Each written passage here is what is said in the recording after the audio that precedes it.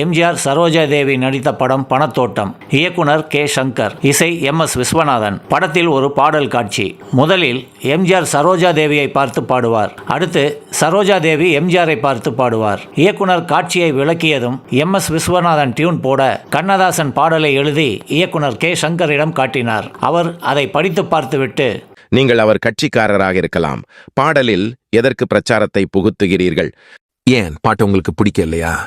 பாடல் நன்றாக இருக்கிறது. இது காதல் பாட்டு. இதில் எதற்கு அரசியல் என்பதுதான் என் கேள்வி.